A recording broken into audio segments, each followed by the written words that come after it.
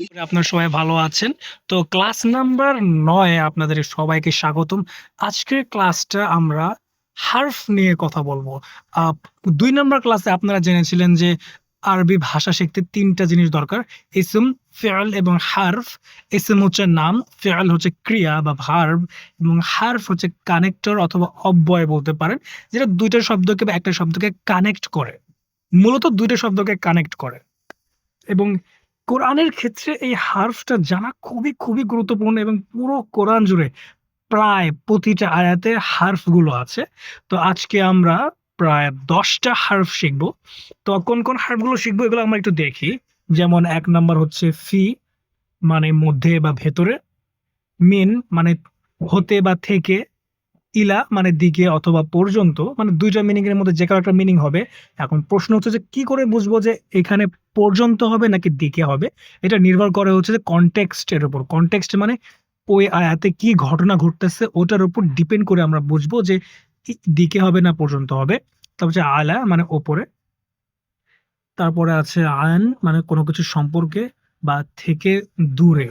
এ থেকে দূরে এই বিষয়টি একটু কমপ্লেক্স এটা পরে বুঝবো। বাট প্রাইমারিলি প্রাথমিকভাবে সম্পর্কে বোঝায়। মা মানে সাথে, লা মানে না, ওয়া মানে এবং আর ২ টা আছে। হাত্তা মানে পর্যন্ত, সুম্মা মানে তারপর।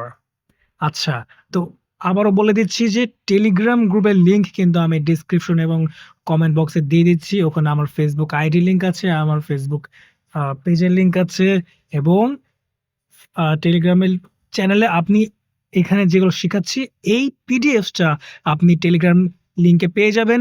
ওখান থেকে আপনি এটা ডাউনলোড করে ভালো করে মুখস্থ করবেন, ভালো করে পড়বেন, প্র্যাকটিস করবেন। ইনশাআল্লাহ আপনার জন্য অনেক বেশি সহজ হবে।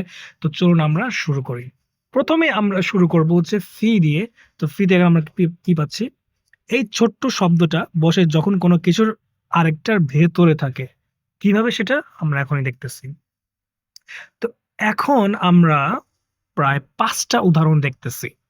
তো ফিল মসজিদি মানে মসজিদের ভেতরে, ফিল মসজিদি মানে মসজিদের ভেতরে, ফিল মাই মানে পানির ভেতরে, ফিল বাইতি মানে ঘরের ভেতরে, ফিল কিতাবি মানে বইয়ের ভেতরে, ফিল কোরআনি মানে কোরআনের ভেতরে। এখন এই ৫ টা উদাহরণ যদি আপনি মুখস্থ করেন অর্থসহ তাহলে ফিউচারে অন্য কোনো কিছুর আগে যদি ফি আসে আপনি মোটামুটিভাবে বুঝতে পারবেন যে এটার ভেতরে কোনো কিছু একটা বোঝাচ্ছে। তো এখানে আমরা কি দেখতে পাচ্ছি?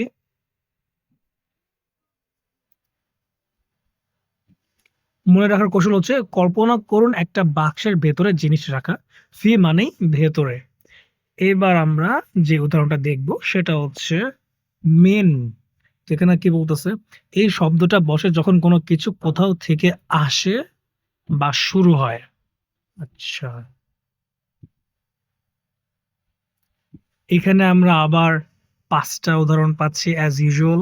তো এখানে আমরা যে উদাহরণগুলো পাচ্ছি সেগুলো হচ্ছে মিনাল মাসজিদি। আমরা ফিল মাসজিদি পড়েছিলাম। ফিল মাসজিদি মানে মসজিদের ভেতরে। কিন্তু মিনাল মাসজিদি মানে মসজিদ থেকে। মিনাল মাই মানে পানি থেকে। মিনাল বাইতি মানে ঘর থেকে। মিয়া যাইদিন মানে জায়েদ থেকে। মিনাস সামাই মানে আকাশ থেকে। অ্যাজ ইউজুয়াল আপনি এই ৫ টা উদাহরণ যদি আপনি মুখস্থ করেন অর্থসহ তাহলে মিন বা মিনাল থেকে আপনি মোটামুটি একটা আইডিয়া পেয়ে যাবেন যে একজন মানুষ এক জায়গা থেকে হেঁটে বেরোচ্ছে সেটা হচ্ছে মিন মানে কোন কিছুর ভেতর থেকে কোন কিছু বোঝাচ্ছে যে এটার ভেতরে এটা আছে। বা এটা হচ্ছে ধরুন একটি বই যেমন মিনাল কিতাব মানে বই থেকে মানে ধরুন যে কিছু অংশ আমরা বই থেকে পড়বো সেই ক্ষেত্রে আমরা মিনাল কিতাব বলি। যেমন কিন্তু আমি যদি বলি ফিল কিতাব মানে কিতাবের ভেতরে। কিন্তু মিনাল কিতাব মানে হচ্ছে কিতাব থেকে মানে কিতাব থেকে কিছু একটা অংশ বা কিছু একটা অংশ ওখান থেকে আবার নিবো অথবা ওখান থেকে কিছু একটা বের হচ্ছে বা ওখান থেকে কোনো কিছু যাচ্ছে। যেমন মিনাল মসজিদি ইলাল বাইত, ইলা মানে দিকে।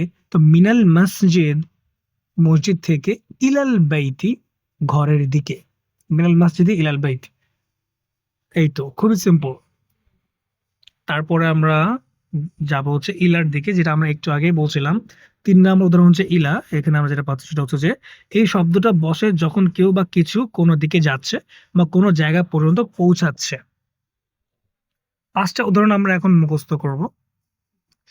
ইলাল মাই মানে পানির দিকে, ইলাল মাসজিদি মানে মসজিদের দিকে, ইলাল বাইতি মানে ঘরের দিকে, যেটা আমরা উদাহরণটা আমরা পড়েছিলাম মানে একটু আগেই আমি যেটা বললাম আপনাকে।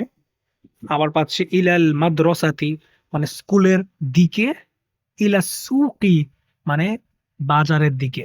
এখানে হচ্ছে একটা তীর কল্পনা করুন যা সোজা এগিয়ে যাচ্ছে, সেটাই হচ্ছে ইলা। এটা হচ্ছে একটা উদাহরণ আর কি। এবার আমরা উদাহরণটা দেখব। ৪ নম্বর উদাহরণ আলা। এই শব্দটা বসে যখন কোনো কিছুর আরেকটার উপরে থাকে বা কারো উপর কিছু দায়িত্ব থাকে। এখানে আমরা দেখতে পাচ্ছি আলা তবিলাতি। তবিলা, তাওবিলাতি বা তবিলাহ মানে টেবিল। তো আলা তবিলাতি মানে টেবিলের ওপরে। আলাল মাই মানে পানির ওপরে। আলাল বাইতি মানে ঘরের উপরে। আলাল আলা জাইদিন মানে জায়দের উপরে। আলাল কিতাবি মানে বইয়ের উপরে। আশা করি আপনারা আলা সম্পর্কে বুঝতে পেরেছেন। এইবার আমরা আন সম্পর্কে পড়ব। এখানে আমরা পাচ্ছি এই শব্দটা বসে যখন কারো সম্পর্কে কথা বলা হয় বা কিছু থেকে সরে যাওয়া বোঝায়। যেমন আন জাইদিন, আন জাইদিন জাইদ সম্পর্কে। আনিল মসজিদি মসজিদ সম্পর্কে। আনিল বাইতি ঘর সম্পর্কে। আনিল কোরআনি কোরআন সম্পর্কে। আনিত তরিকি রাস্তা থেকে বা রাস্তা থেকে সরে।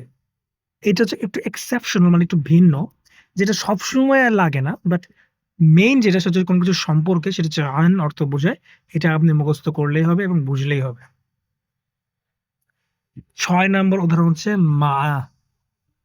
এই শব্দটা বসে যখন ২ টা জিনিস বা মানুষ একসাথে থাকে। যেমন আমরা উদাহরণ দেখি, মাআল মাই মানে পানির সাথে, মা যাইদিন মানে জাইদের সাথে, মাআল বাইতি মানে ঘরের সাথে, মাআল মুসলিমিনা মুসলিমদের সাথে, মাআল কিতাবি বইয়ের সাথে। আশা করি আপনারা মা এর অর্থ এবং উদাহরণটা দেখে বুঝতে পেরেছেন যে মা অর্থ কি বোঝাতে পারে। তো আপনাকে মেইনলি যেটা করতে হবে এই ১০ টা হারফ ১ম এ উদাহরণ ছাড়া জাস্ট মুখস্থ করতে হবে। যেমন মিন, ইলা, আলা, আন, মা, হাত্তা, সুম্মা এগুলো আপনি মুখস্থ করবেন। দেন আপনি উদাহরণ সহ মুখস্থ করবেন যেন আপনি মোটামুটি একটা আইডিয়া পেয়ে যান যে এই ১০ টা হারফ আসলে কোন, কোন কাজে ব্যবহৃত হতে পারে। দেন যখন আপনি কোরআনটা পড়বেন তখন দেখবেন যে অনেকটা আপনার জন্য সহজ হয়ে যাচ্ছে। এবার আমরা ৭ নম্বর উদাহরণটা দেখব। এটা হচ্ছে লা। লা মানে না। এই শব্দটা বসে যখন কোনো কিছু অস্বীকার করা হয় বা না বলা হয়।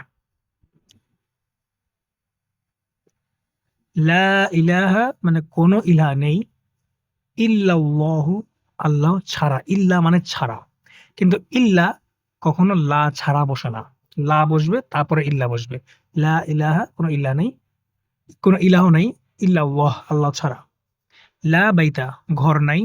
লা মাআ মানে পানি নাই। লা শাক্কা মানে কোনো সন্দেহ নেই। লা কিতাবা মানে বই নেই। আশা করি আপনার লা সম্পর্কে বুঝতে পেরেছেন। ৮ নম্বর উদাহরণ হচ্ছে সবচেয়ে সিম্পলটা হচ্ছে ওয়া। ওয়া মানে এবং। আবার মাঝে মধ্যে ওয়া মানে কোনো কিছুর শপথ বোঝায়। যেমন এই শব্দটি বসে যখন ২ টা জিনিস একসাথে জোড়া লাগানো হয়। উদাহরণস্বরূপ আমরা দেখতে পাচ্ছি এখানে ২ টা শব্দ আমরা দেখব। আল মাউ ওয়াল খুবজু।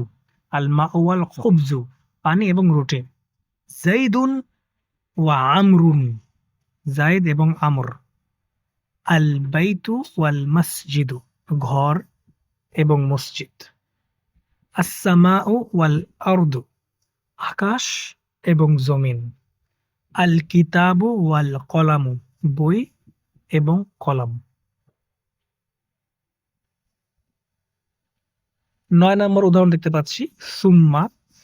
এই শব্দটা বসে যখন একটার পরে আরেকটা কাজ হয় একটু সময় নিয়ে। যেমন আমরা এখানে এবার একটু লম্বা উদাহরণ দেখব, কারণ সুম্মা সহজেই বোঝা যায় না। একটা লম্বা আয়াতের উদাহরণগুলো আমরা দেখব। যেমন প্রথমটা আমরা দেখতে পাচ্ছি যে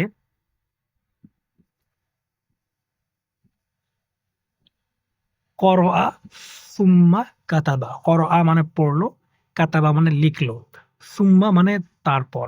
তো করআ সুম্মা কাতাবা, পড়লো তারপর লিখলো। তারপর আছে শারিবাল মা, শারিব, শারিবা মানে পান করা। তো শারিবাল মা মানে পানি খেলো। তারপরে সুম্মা আকালা, আকালা, উকুলু, আকুল, এটা দ্বারা কোনো কিছু খাওয়া বোঝায়। তো শারিবাল মা সুম্মা আকালা, আকালা মানে খেলো, শারিবা মানে পান করলো, শারিবাল মা মানে পানি পান করলো, সুম্মা মানে তারপর, আকালা মানে খেলো। শারিবাল মা সুম্মা আকালা মানে পানি খেলো তারপর খাবার খেলো। দাখলাল বাইতা সুম্মা খরজা। দাখলা মানে কোনো কিছুতে প্রবেশ করা, খরজা মানে বের হওয়া। দাখলাল বাইতা ঘরে ঢুকলো বা ঘরে প্রবেশ করলো, সুম্মা অতঃপর, খরজা বের হলো। দাখলাল বাইতা সুম্মা খরজা, ঘরে ঢুকলো তারপর আবার বের হলো। সামিআ মানে কোনো শোনা, ফাহিমা মানে কোনো কিছু বোঝা। তো সামিআ আবার থার্ড পারসন পাস্ট টেন্স, তো সামিআ মানে শুনলো, ফাহিমা মানে বুঝলো। সামিআ সুম্মা ফাহিমা, শুনলো তারপর বুঝলো। যাহাবা সুম্মা রজাআ, যাহাবা মানে কোথাও যাওয়া, রজাআ মানে কোনো কিছুতে ফিরে আসা। যেমন রাজিউন, ইন্না লিল্লাহি ওয়া ইন্না ইলাইহি রাজিউন। রাজিউন মানে ফিরে যাওয়া বা প্রত্যাবর্তন করা। তো রজাআ মানে ফিরে আসা, যাহাবা মানে কোনো কোথাও কোথাও যাওয়া। তো যাহাবা সুম্মা রজাআ মানে গেল তারপর আবার ফিরে আসলো। আশা করি আপনারা সুম্মা অর্থ একটা উদাহরণ আপনারা বুঝতে পেরেছেন। এইবার আমরা লাস্ট উদাহরণটা দেখব। হাত্তা ১০ নম্বর উদাহরণ। এই শব্দটা বসে যখন কোনো কাজ একটা শেষ সীমা পর্যন্ত চলতে থাকে। মানে যতক্ষণ না বা যতক্ষণ পর্যন্ত বা পর্যন্ত। এখানে আমরা ৫ টা উদাহরণ দেখতে পারবো। এখানে দেখবেন যে আস্তে, আস্তে কিন্তু আমরা একটু লম্বা সেন্টেন্স গুলোতে যাচ্ছি যেন আপনারা মোটামুটিভাবে সেন্টেন্স গুলোর মিনিংটা বুঝতে পারেন। ১ম আমরা একটু ছোট, ছোট করে দেখছি, এবার একটু বড়, বড় করে দেখছি। তারপরও এই বড়, বড় উদাহরণগুলো খুবই সিম্পল, আপনাদের জন্য কোনো ব্যাপার হবে না।